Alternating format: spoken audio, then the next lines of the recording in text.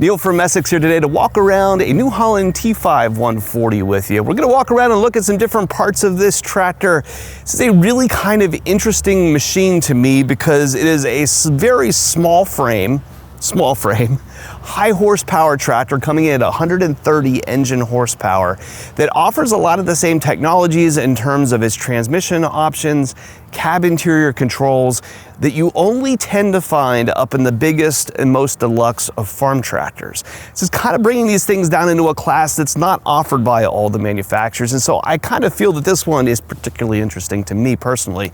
So we're going to walk around this machine here today and show you some of the things that make it unique in its space. Essex, a helping hand with your land. So we're going to start with the information here that we can glean from the side of the hood. It's always helpful to me when we can walk around outside and learn a little bit about the tractor that we're looking at just by understanding the information that's put on the hood. So T5 is going to be the family of this chassis size. You'll find a little bit of variation in that, but all T5 tractors are basically sit on about the same size frame. And 140 is going to be the boosted gross horsepower that this engine can create. Now there is going to be scenarios in which the engine can create 140 horsepower, but its actual rated engine horsepower is 130 for this particular model. This family is going to run down into about 110 to 130 horsepower tractors, more or less. We're rounding a little bit one way or the other. So a great tractor in terms of its horsepower on a small farm, right? With this amount of horsepower, you're running very, very comfortably most all of your small hay equipment, great loader chore tractor, and able to do some light tillage if needed. Most of the tractors that come into our lot are going to come in with some optional equipment that you see here. You'll notice the portion of the grill guard around the front, this mounting socket here, the single point connector here for the hydraulic lines. All of this is related to a front loader. So this tractor is what is called loader ready. When you are ready to equip this tractor with a loader, you very simply set the loader down into the rack, plug it in, and drive away. This is important for us on the dealership side because when we get into equipping tractors with loaders, particularly big machines like this where we have electronic remotes and complex setups for the routing of all the electronics and the hydraulics that are required for that loader, the installation time to put a loader onto a tractor can grow very, very quickly. So we appreciate the times where we can get tractors like this where all of that work is done for us. Now, if you don't want a loader or don't need a loader, oftentimes we're going to encourage you to consider these packages anyway because their additive cost is so much less than the potential cost that you could run into on adding a loader down the road, or say wanting to trade a tractor in and kind of needing a loader for that next buyer. Having a loader ready tractor makes it that much easier. So generally it's money well spent. If you learn how to look at the back of a tractor, you can very quickly understand so much of the machine and even easily predict what's inside of the cab just by looking at the equipment that's on the back. Starting kind of here in the hitch area, this tractor has a deluxe 3-point hitch on the back. If you're going to be hooking up heavy implements, you can slide these arms out to be able to put around the pins on your 3-point attachments, making it a lot easier to hook things up without having to inch your tractor front and back trying to get the arms lined up perfectly. The drawbar is a nice heavy drawbar. It's going to slide in and out and also left to right, giving you some flexibility in how you're going to hook up a drawbar pulled implement. You can see this little lever right here. That's going to tell you that this tractor has both 1,000 RPM PTOs and also a 540E. You can run those selectable options from up in the cab, and it's going to move this linkage right here that shifts those gear options to give you the different speeds for your PTO. The valve stack up here is perhaps one of the most important things to understand on a tractor and a major cost driver. Very simple valve stacks and using inexpensive parts can really drive down the price of a tractor. But conversely, a well-built valve stack with good components and a lot of flexibility is going to make it hooking up complex implements to your tractor a lot easier. If you're thinking things like header pickups, or you want to move something slow over small distances, or being able to run continuous flows for motors on sprayers and that kind of thing, these valve stacks have a huge impact in how well those implements are going to work. This valve stack is particularly good. It's a more premium valve stack, and you can see that CNH is sourcing this through a company called Faster. Good quality stuff, and parts for these things are able to be broken down and repaired a lot easier than some others are going to require you to service complete modules. It's a nicer setup to work on. These first two remotes here are traditional mechanical remotes with levers up in the cab. They're still going to have flow control. There's some dials over on the side to be able to dial in your flows, but these are normal mechanical remotes. However, over here in the next outlet is an electronic remote. So if you want to be able to make in-cab adjustments or run things like timers, you have that very, very deluxe remote setup that's found only on the most high end of ag equipment. So both options, an economical choice for simple cylinders or something that's a lot more deluxe with more features on it on this tractor. If you look back here behind the tire, you'll notice that this has a suspended cab shock absorber on it. This cab is going to be able to flex independently of the underlying chassis of the tractor, making a significant difference in smoothing out the ride. This is another cost driver in tractors like this. You're going to find this machine in a cheaper configuration with a rigid mount cab, but a more deluxe cab like this really goes a long way to making the ride on these tractors a lot nicer. If we move up above the valve stack and look at the back of the tractor here, you're going to find 3 electrical connectors. It's very common to jump into a farm tractor and see all kinds of cables hanging out and pinched into the back window as they go back to the various implements that you have back behind the machine. This is going to hopefully give you some interior routing for those things so that that's not necessary and kind of tidies things up a little bit. On the right hand side, we have a connector here for auxiliary power. If you just need some positive and negative DC power coming out to your rear implement, there's an easy place to attach that. This one right here is going to be for road lighting. That's safety lighting and stuff as you drive up and down the road. And up here in the corner is going to be one for ISO bus. If you have ISO compatible implements, say a baler that can talk ISO, you can plug it right into this connector and be able to pass that ISO monitor control through to a tractor monitor, or optionally another monitor positioned inside the right hand side of the cab. So we're going to go for a drive. A couple of things to point out here in the cab before we get started. Very, very spacious. I can sit here and nearly extend my arms end to end, and my fingertips here just touch the glass. So for a short frame tractor like this, this is a big spacious cab. The side door here extends from end to end with no extra pillars and stuff in between. It makes a really wide opening cab. In order to close the door, I've got a little knob right here to grab a hold of to pull shut. So I'm not having to reach out and grab a handle out there somewhere. This tractor has ample space for a buddy seat in it. It's not just a seat that you fit in, but you can sit in it and still have room for your feet and still not totally be sitting on top of your driver. Looking up here through the top of the tractor, you have a sunroof. Now, you might chuckle about the thought of a sunroof in a tractor, but it has great purpose with a loader. If you're gonna have a front loader on this and, you know, dumping something up into a mixer wagon or stacking bales up high, the ability to look up here through the roof and see your load is really nice. You're not having to peer underneath the roof here in order to see what's happening with your loader.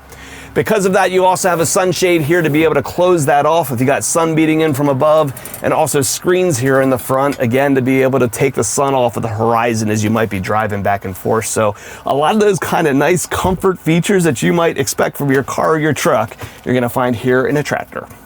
So I'm out driving the T5.140 Dynamic Command. The very first thing that I do when jumping into a new tractor is drive it. Go feel out the transmission, see how it works, see how the gears shift, and try to understand the technology behind it, because transmissions in tractors are a huge part of how that machine operates, a huge part driving your satisfaction with that machine, and a major cost driver too. The difference between, say, a CVT that you can get in this model and the most basic gear drive variants can be tens, sometimes multiple tens of thousands of dollars.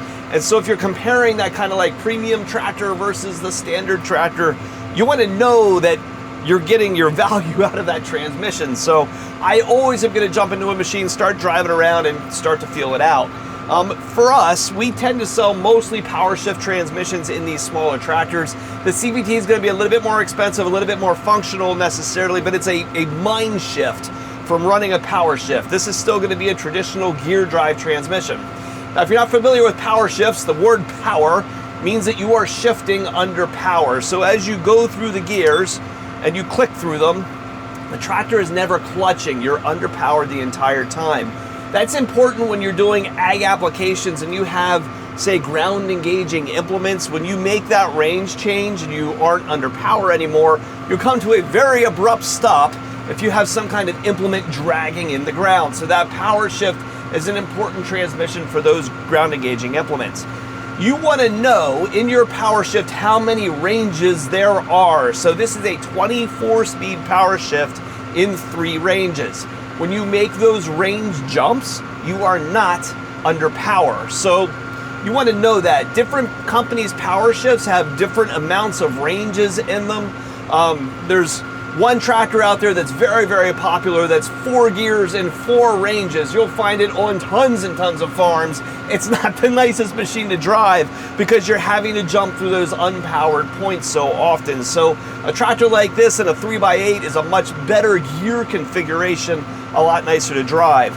When you look down at the display over here and you kind of see that visual representation of your gears and your ranges, you'll notice that there's a little bit of overlap. So right now I'm driving 9.3 miles an hour in the B range, and when I jump to C, I push a little override button here on the stick and hit my same gear selector. I jump from B9 to C3. I didn't go into C1.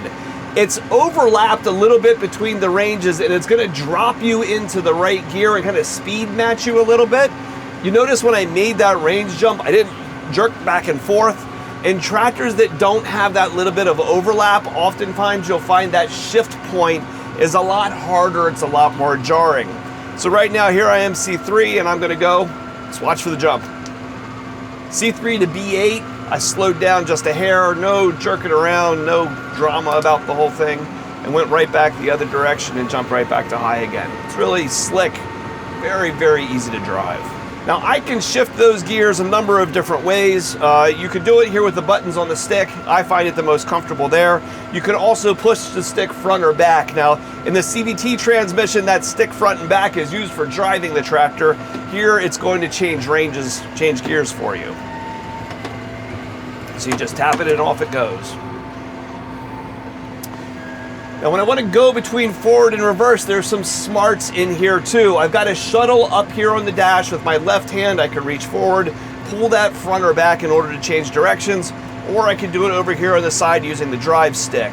So as I'm driving forward here, currently in C4, I could do nothing but push the button into reverse.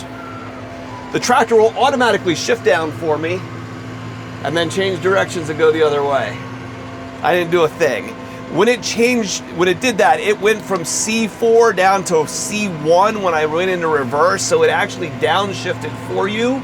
I like that. You're not going from, say, 24th gear forward to 24th gear in reverse, right? It's stepping the transmission down while it's making that adjustment. When you go backwards, you're probably gonna wanna go slower, so that's pretty handy. The other handy thing I like in here too is that I can hold the buttons down. So right now I'm in C1 and I can just hold down the up shift button. And now I'm in C8, just like that. I didn't have to sit there and click, click, click, click, click, click, click, click, click to go through all the different steps, right? So it's hold the button down, give it a little bit of throttle, and the thing speeds right off and off it goes.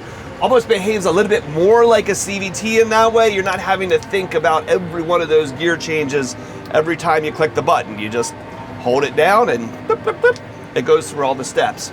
Now it won't make a range change for you. So if I want to go from here in C1 down to range B, I have to make the range selection. The tractor's not going to do that bit for me. Now, like I've said, what I think is special about this tractor is this kind of pull down of the big tractor technologies into the smaller machine, and that's reflected largely here in this armrest on the right. There's a lot of functionality in here that we almost need an owner's manual to go through.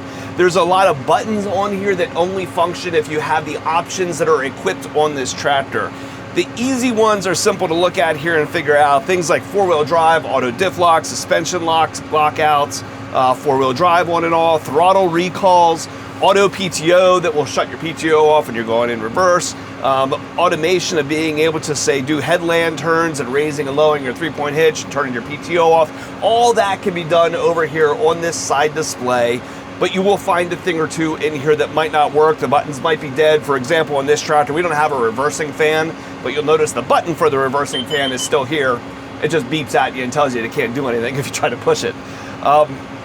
The other kind of unique thing in here that I ran into when I first jumped into this tractor is that the remote layout in here for the rear remotes was a little unique and surprising to me. Oftentimes the little paddles over here on the electronic armrest are going to operate all of your rear remotes, and in this case one of them is on the paddle over here, the other two are mechanical over here on the side.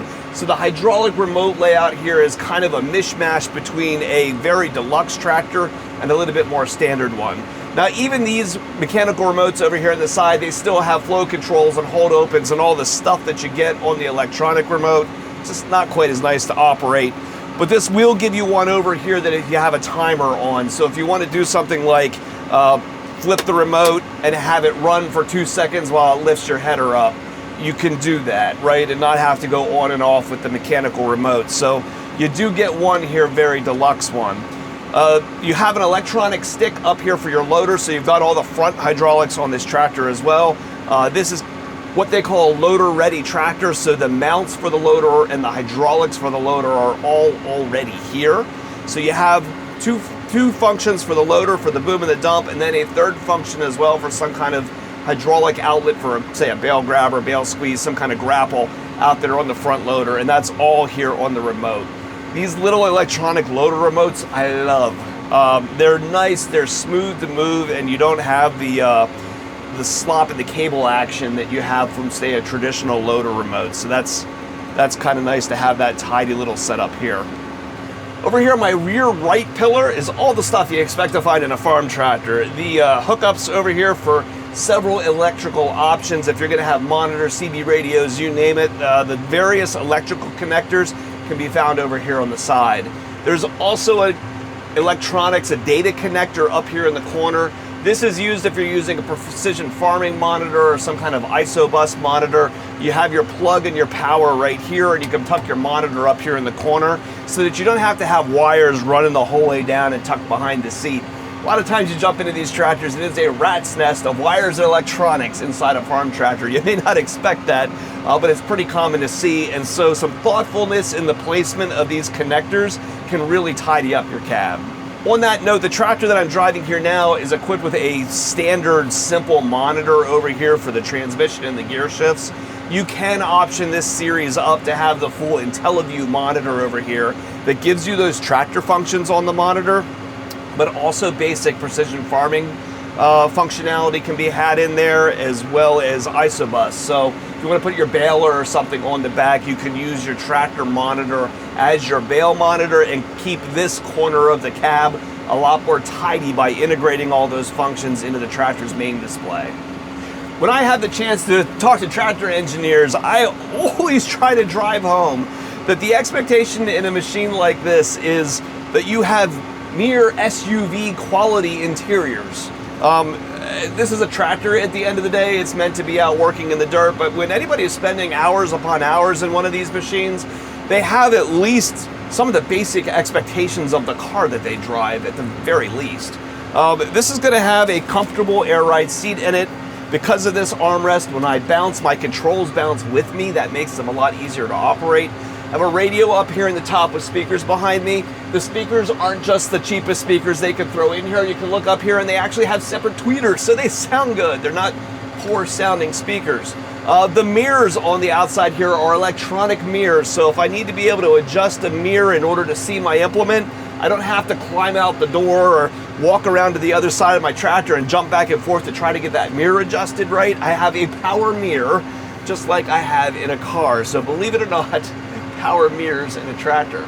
Up here in the right on the top, you have all the buttons to turn on, various work lights and stuff around the machine. Again, carbon copies of these control panels out of the big T7, T8 tractors coming down here into a T5.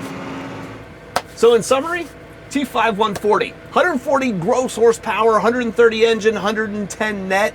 It's a lot of horsepower for this size tractor. We're pulling down the technologies from the bigger machines to give things like electronic armrests and Powershift transmissions in a tractor that is really sized for a small farm. You do not have to buy a big farm tractor in order to get all this stuff on your small acreage. And so tractors like this actually are out there. They make a lot of sense, and you might not have to buy all the machine that you think you might have to in order to get these kinds of features. Pretty cool what New Holland has to offer here. So shopping for a piece of equipment and we can help. If you got parts and service needs for a machine you've already got, give us a call at Messick's. We're available at 800-222-3373 or online at Messicks.com. Here comes the New Holland truck again. The New Holland corporate truck is ruining the New Holland video.